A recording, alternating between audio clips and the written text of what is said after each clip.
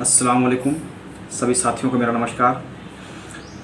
साथियों, आज हमारा मुल्क जिस आग में झुलस रहा है, आप वो सब चीज़ अपने आँखों से देख रहे हैं, अपने माथे के इन्हीं आँखों से देख रहे हैं कि आज हमारा मुल्क किस आग में झुलस रहा है।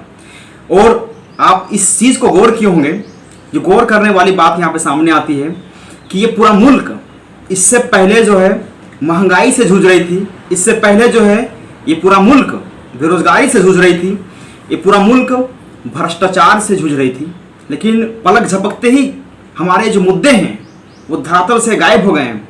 जितने भी राजनेता हैं, जितने भी नेता हैं, सब लोगों ने कुछ यूं किया और जो माजरा है, जो मामला है वह खत्म हो चुका है। जो मुद्दे हैं वो खत्म हो चुके हैं। अगर मैं वर्तमान में झारखंड सरकार की ही बात करूंगा तो यहाँ पे भी वो मुद्दे खत्म हो चुके हैं। जिस तरह से लगातार ईडी का रेड पड़ रहा था, लगातार बेरोजगारी के ऊपर रात दिन सुर्खियों में खबरें आती थी, लगातार महंगाई को लेकर के, लगातार भ्रष्टाचार को लेकर के पेपर में ब्रेकिंग न्यूज बनता था, वो सारे मुद्दे आज गौन हो चुके हैं। गौन होने का वजह क्या है? हम हैं और आप हैं। साथियों, आज मैं सभी साथियों से बोलूंगा कि आज हमें फिर से अपने मुल्क में, अपने कौम में हमें अमन और चैन की बारिश करना है। वो कैसे होगा, ये आपको तर्क लगाना है। मैं एक वाकया सुनाऊंगा आप लोग को, छोटी मोटी वाकया है, मैं आपको ज़रूर सुनाऊंगा। और मैं अपने हुजूर पाक सल्लल्लाहु ताला अलैहि वसल्लम की ये वाकया है, और जो मैं आप लोगों तक एक छोटी सी, बस मैं उनकी शान में तो कुछ कह नहीं सकता हूँ, कितनों में मैं कहूँ कम पड़ेगा, लेकिन एक छोटी सी वाकया मैं आपके हवाले कर रहा हूँ।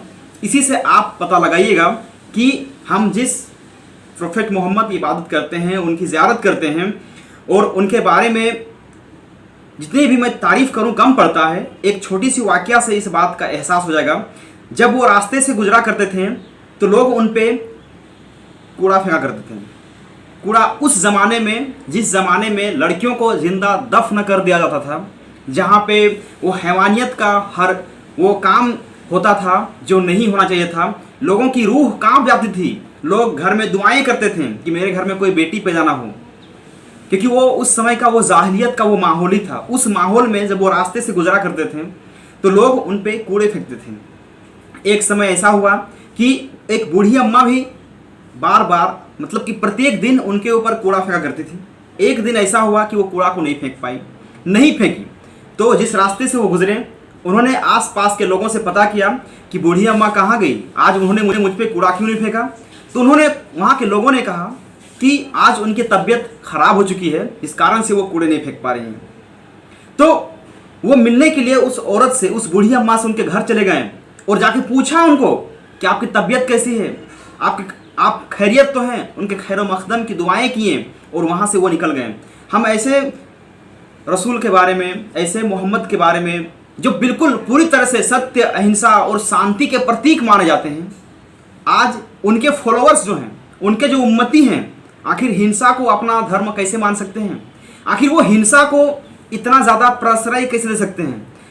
मैं बात कर रहा हूँ कि जो शुरू से लेकर के अंत तक जिन्होंने हमेशा से यही कहा है कि हिंसा कभी भी किसी भी धर्म का मार्ग नहीं हो सकता है, तो फिर इस मार्ग में आखिर आज भारत हिंसा की मार्ग में क्यों जूझ रहा है? ये आपको सोचने की ज़रूरत है, हमें समझने की आवश्यकता है कि आखिर हम कहाँ पे गलती कर रहे हैं और इसका गलती का आखिर फ़ायदा कौन उठा रहा है। और इसी गलती के बारे में मैं आपके सामने कुछ चीज़ें, चंद आशार, चंद शेर में प्रस्तुत कर दे रहा हूँ, आपके सामने खिदमत में मैं हाजिर कर दे रहा हूँ। मैं आपसे गुजारिश कर रहा हूँ कि आप इस शेर को बिल्कुल सुनिएगा, ज़रूरी है आपके लिए भी। और पूरे इस अभी का जो दौर चल रहा है, अभी का जो स्थिति बना हुआ है, उन तमाम स्थिति को देखते हुए ये बात मैं आपके सामने रख रहा हूँ। आप इस पे ज़रूर तवज्जो कीजिएगा। बांट दिया इस धरती को, क्या चांद सितारों का होगा। बांट दिया इस धरती को, क्या चांद सितारों का होगा। नदियों के कुछ नाम रखे, नदियों के कुछ नाम रखे, बहती धारों का क्या होगा। और शिव की गंगा भी पानी है और आबे जमजम भी पानी है। शिव की गंगा भी पानी है और आबे जमजम भी पानी है। पंडित भी पिए, मुल्ला भी पिए, आखिर पानी का मजहब क्या होगा। और उन फिरका परस्तों से पूछो, क्या सूरज अलग से बनवाओगे। एक हवा में सांस है सबकी, क्या हवा भी नहीं चलाओगे? और मैं एक चीज जो है अभी के जो दौर में, अभी जो हालात है, मंजर जो मेरे आंखों के सामने दिख रहा है, जो हमारे मुल्क, हमारे कौम में जिस तरह के हालात अभी बने हुए हैं, उसके लिए मैं एक छोटी मोटी शेर है जो मैं बताना चाहता हूं कि नस्लों का करे जो बंटवारा। देखिए, मैं नस्लों के बारे में बात कर रहा हूं यहाँ पे, कि पहली बात तो जो नस्ल के बारे में बात करूंगा तो पहले तो नस्ल में बांटा गया कि पेड़ पौधे, जानवर, इंसान, बहुत सारे चरिंद परिंद, उनका एक नस्ल बनाया गया। फिर इंसानों का पेट वहां भी नहीं भरा है, उसके बाद उन्होंने फिर एक नस्ल बनाई, मर्द जात, औरत जात, स्त्रीलिंग और पुल्लिंग, मतलब कि मेल फीमेल का भी एक नस्ल बना दिया गया। यहां भी उन्हें पेट नहीं भरा, तो फिर उन्होंने नस्लों का फिर से एक बंटवारा किया कि कोई मुस्लिम रहेगा, कोई हिंदू रहेगा, कोई सिख रहेगा, कोई क्रिश्चियन रहेगा। तो उन्होंने नस्लों का इस कदर भी बंटवारा किया है। और वहां भी नहीं हुआ तो फिर नस्लों का मतलब कि एक धर्म के अंदर भी बहुत सारी जातियों में उन्हें बांटा गया। तो मैं यही बोलना चाह रहा हूं कि नस्लों का जो करे बंटवारा रहबर वो कौम का ढोंगी है। नस्लों का जो करे बंटवारा रहबर वो कौम का ढोंगी है। क्या खुदा ने मंदिर तोड़ा या राम ने मस्जिद तोड़ी है? आप जरूर इस पे गौर कीजिएगा। और मैं सभी लोगों से ये मुफलिसाना गुजारिश कर रहा हूं, सभी हिंदुस्तानियों से मैं अपील कर रहा हूं कि प्लीज आप लोग पूरे हिंदुस्तान में चैन और अमन की बरसात करें, सब मिलजुल के रहें। कोई भी मजहब हो, किसी मजहब ने भी हमें कभी भी किसी से बैर करने के लिए सिखाया ही नहीं है।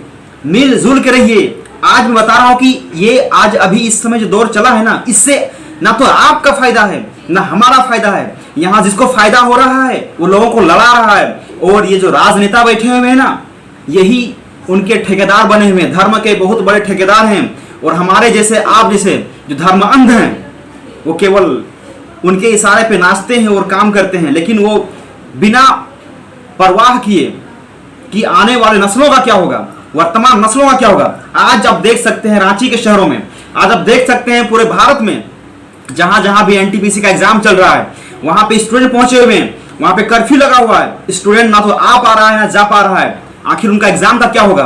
रात दिन रो रहे हैं कि मेरा भविष्य खत्म हो चुका है, बर्बाद हो चुका है। तो इसलिए मैं आप लोगों से गुजारिश कर रहा हूं कि प्लीज, मैं तमाम झारखंडी लोगों से भी, तमाम भारत के तमाम लोगों से भी मैं ये अपील कर रहा हूं कि मैं आपसे गुजारिश कर रहा हूं कि आप इस गुलिस्तान को बर्बाद होने नहीं दीजिएगा। बस यही है। सभी लोगों से मैं गुजारिश कर रहा हूं कि सारे जहां से अच्छा हिंदुस्तान हमारा, हम बुलबुलें हैं इसके, ये गुलिस्तान हमारा। सभी साथियों का बहुत शुक्रिया। जोहार, जय हिंद।